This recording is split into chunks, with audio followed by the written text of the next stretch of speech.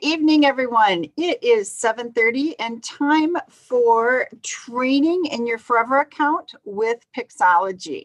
And I'm Ann Matuszak here tonight with Mollie Bartelt. And we are going to share with you some next steps on using the Forever app on your phone.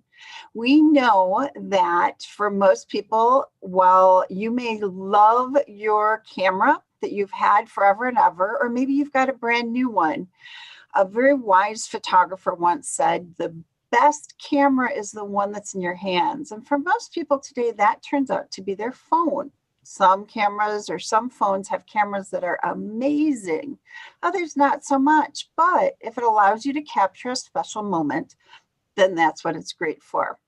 So in our last YouTube live on using the phone app of Forever, we talked about some of the basics, like how to get photos from your phone into your Forever account. And if you haven't really looked at that yet, I'd encourage you to do that. But even if you haven't, you can jump in with us right now. This is a great time for the next half hour with us to review some simple steps on how to use your phone as a way to review and enjoy your photos. And it's a video that you can look back at again, stop it, pause it, hold your phone in front of you, and work through the steps that we have for you. Now, I think, I don't think we have it up right now, but Mollie is going to be adding for you a handout that will talk you through the same steps that we're going to show you right here. So the first thing you have to have done is downloaded the Forever app onto your phone. And you can get that from your app store for Apple or from the Google store if you have an Android. Once you have it downloaded and you've set it up to be able to add your photos into your account, you now have to do something with those photos. And I'd love to say that every night I sit down with my computer with a nice big screen and look at my pictures and do some work on them. That's not always the case. So what I do sit down every night and do is read some news updates or check email on my phone. So we're going to use that time now to do some stuff useful with your photos. So the first thing that we're going to talk about is if you have set your phone up to auto upload to your Forever account, those photos are going to go directly into your library. The problem with that auto upload, and the reason that Mollie is not a fan, is you auto upload everything. And so we're going to start with an iPhone, and I am going to share my iPhone screen with you. And I have some wonderful, not planned examples of why using the auto upload can be a challenge and how we can now use your phone to start doing some deleting. So let's connect that iPhone.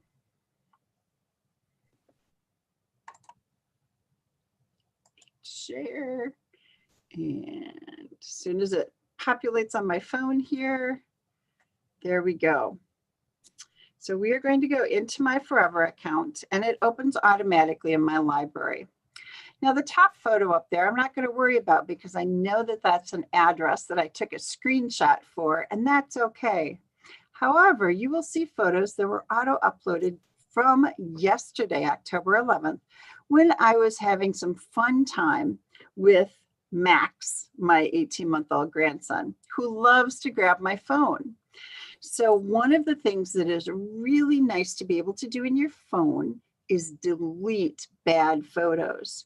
Now, maybe you're not going to be able to get really specific, and there may be some in here that look pretty good, and I won't be able to make a decision, and I might wait until I have it on something bigger. But when I click on a photo, there is nothing redeemable about this picture right here. So it's a pretty easy delete. And the delete is as simple as can be. There's a trash can in the lower right corner. So when I click on that, we're going to delete it. And if you read what it says on here, this photo will still go into my delete bin for the next 60 days.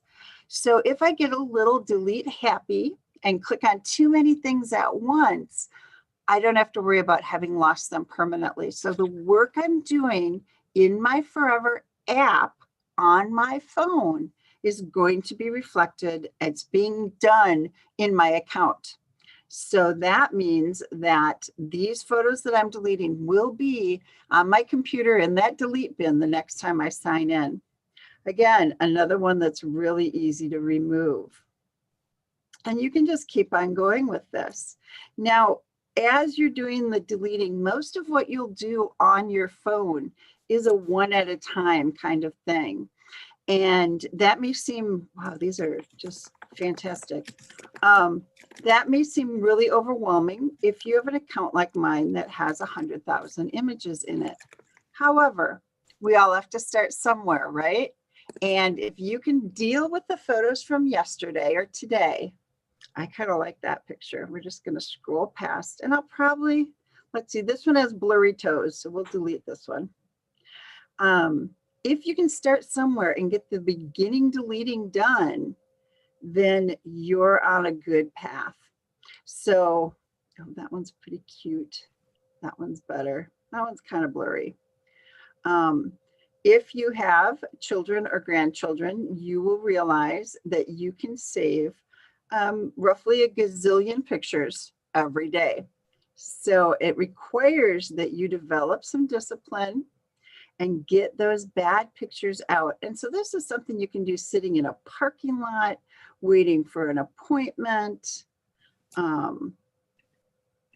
Let's see, and here's another one. Whatever you're doing, just hanging out. I'll probably only save one of these. This one I can't see his head. So that's how easy it is to go through and start deleting. And you can see that I had a total of the number of photos in this group that I'm working on.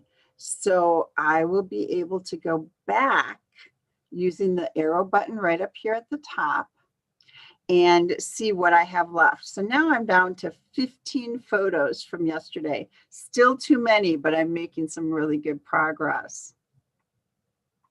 Now, Molly, did you want to show what it's like on Android, or should we continue through the list and then you'll do all of yours at once? Yes. We'll go through all of yours. And I just want to mention that in the YouTube feed, I've posted the link to download our handout for the 4 things we're covering. Thanks. Okay, fantastic. So once we've deleted everything that we don't want to save, the next thing that is really useful to get a good head start on is tagging your pictures. And we talked about how to do that on the computer, and some of the advantages of the computer are the ability to do things in bulk. So I could tag a whole bunch of pictures at once.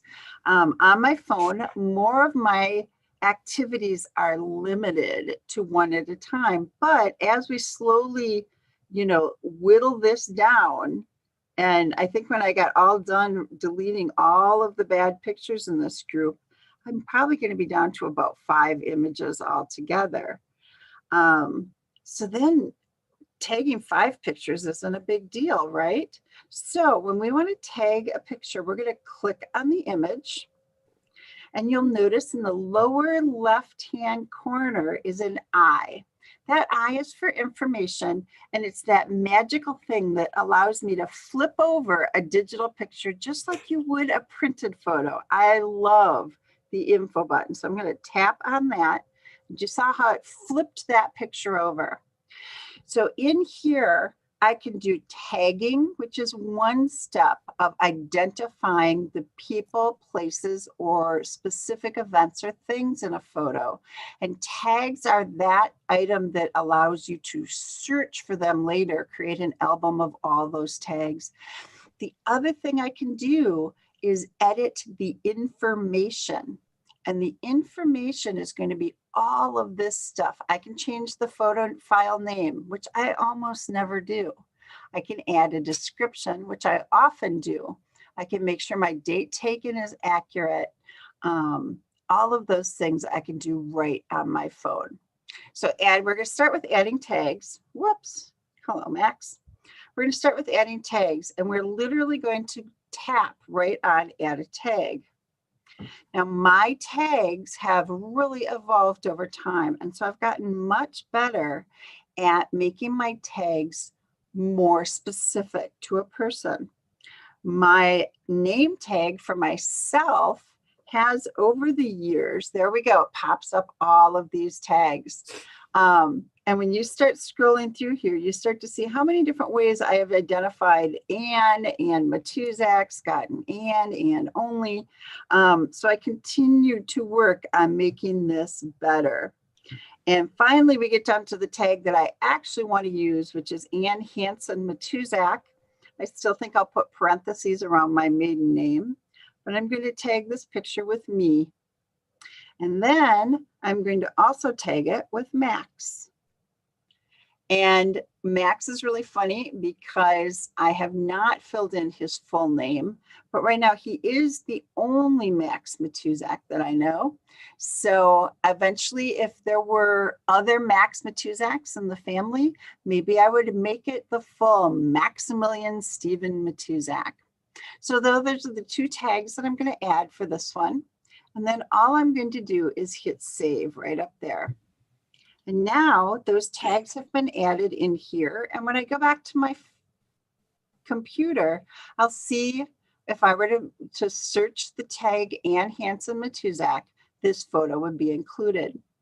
The other thing I might want to do is add a description. And sometimes it's not that important. In this particular case, it isn't, but it's a great way to identify things. So what I love about an iPhone is I'm not a great typist, not on a keyboard, not on a phone. So I could go ahead and type out babysitting Max, cute toes. But I can also hit my little microphone and do a talk to text. So let's see if Siri and I are getting along today. Babysitting Max, period. Cute toes, exclamation point. What do you know? We actually agreed on what we typed. So the important thing after you either type in a description or speak a description is if you don't save it, you didn't do it. So it's really important that we go right up here and click on this save button, or all of that will disappear and I'll have to start all over again. You'll also notice that I do have the GPS locator on my phone, so it tells exactly where this was taken. So I'm not going to add a Franklin tag to it, although I certainly could. So I have added information in a tag and in the description, and I have deleted all of the ones that I didn't want to save. The other thing I could do right now is go to add to album, which we talked about last time, but I'm not going to do that right now. So I'm going to flip it back over to the front side of the picture, and I'm going to do one more thing with it. I am going to share this picture with someone. Sharing is, part of why we take pictures. So not sure how you ended up back in the waiting room, but you're back. I'm joining with the Android phone. Got it. Okay.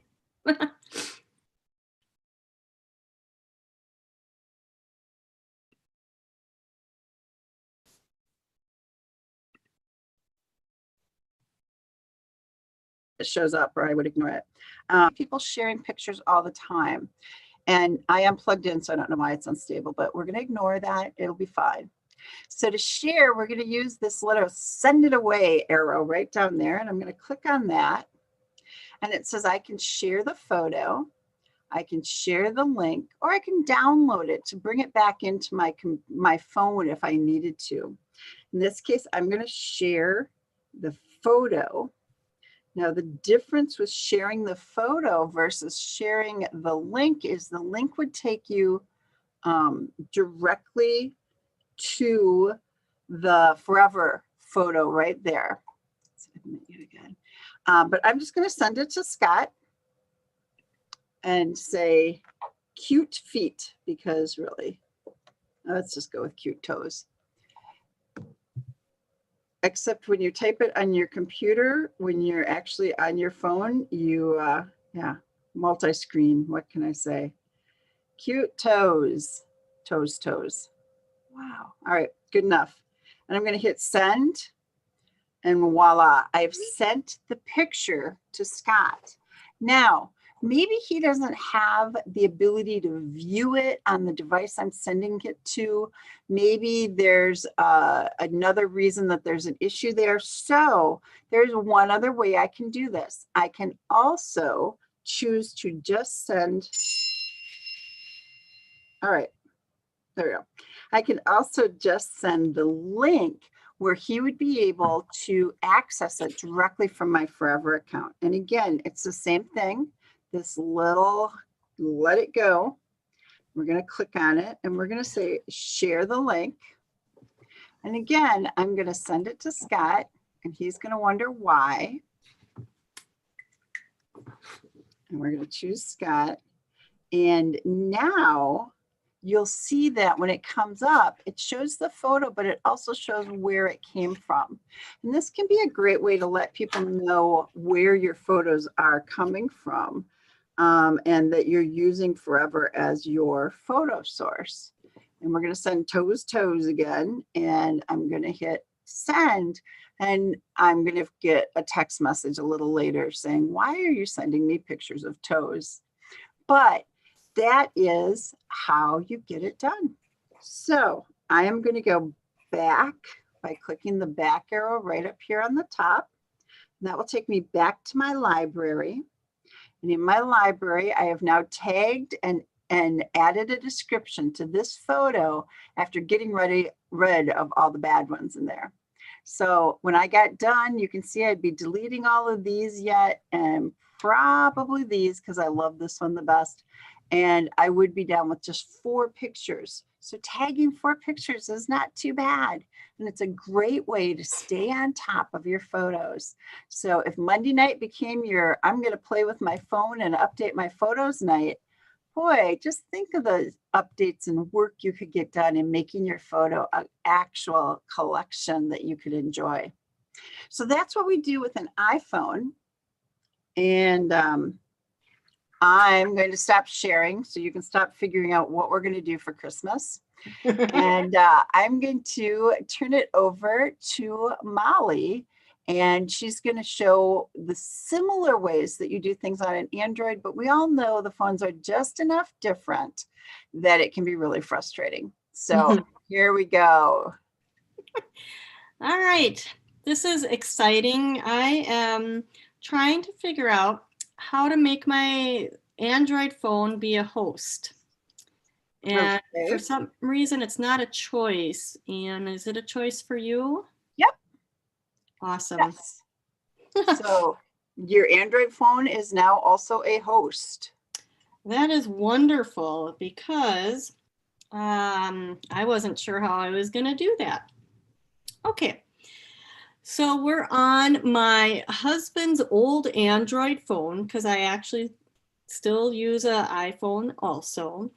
And I am going to click right on my Forever app in the top there.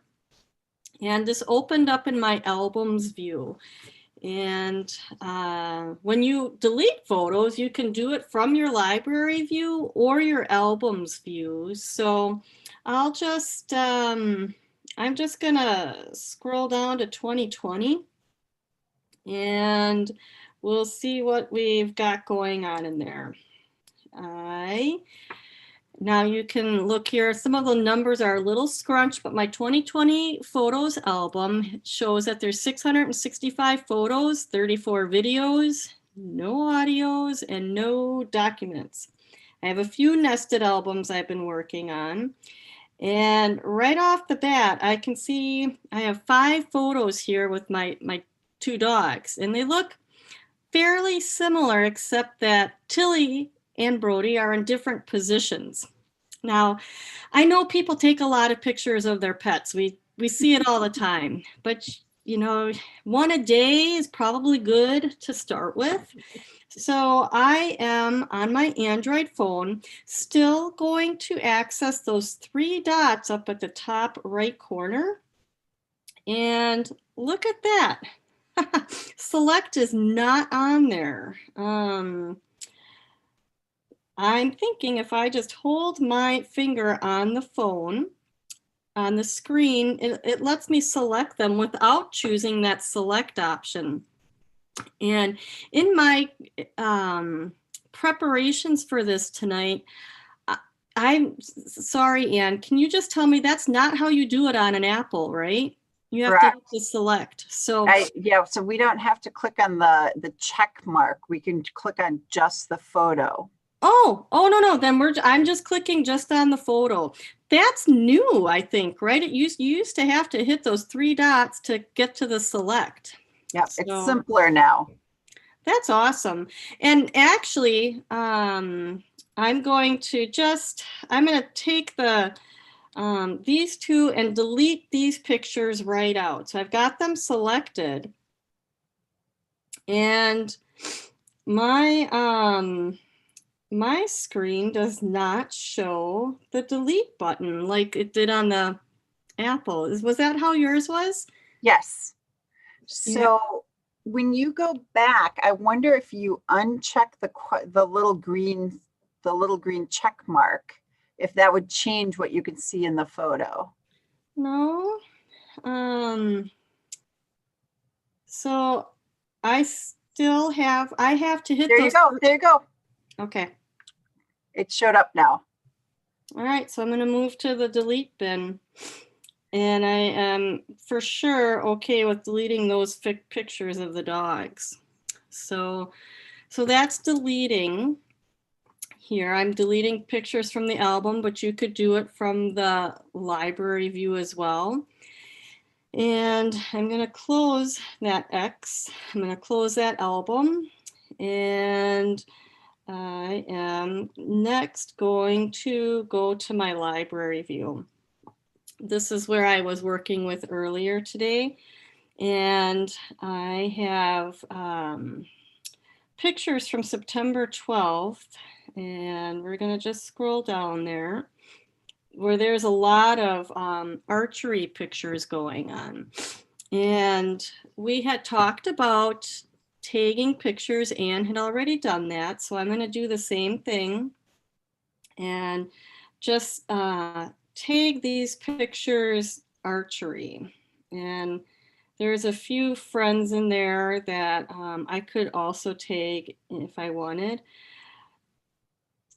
But for now, I just want to tag them.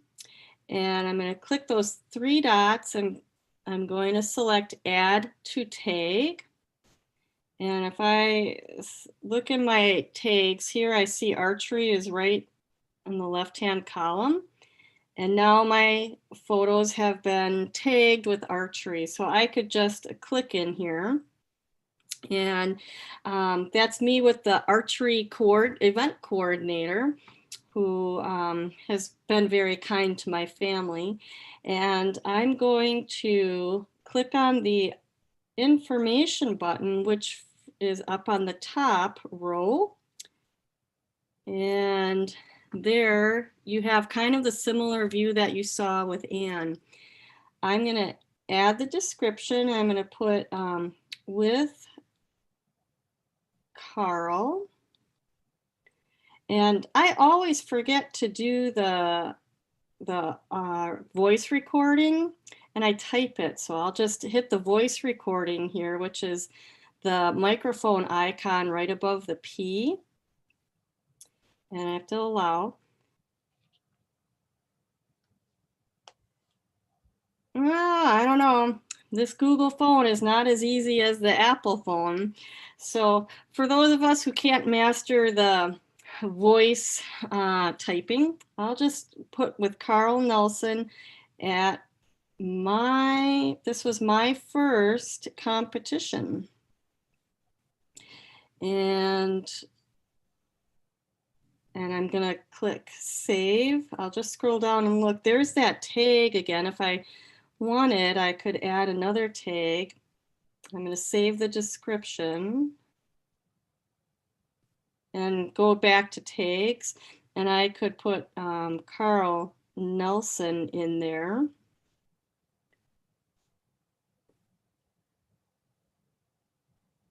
and click the check mark. And now he's tagged in that picture as well. And I could go back to my old photos from years ago when I was a volunteer at the event. So I click save, and now we've got a little bit of information in there. So we've added tags, and we've added the description. Now, two things that are really different between the Android and the iPhone, which you probably only care about if you have one or the other, is while Mollie's process with the Android had a little bit more to it with going up to the 3 dots versus just having a trash can at the bottom, or the tags where she was clicking on multiple pictures, she was able to both delete multiples at once and tag multiples at once.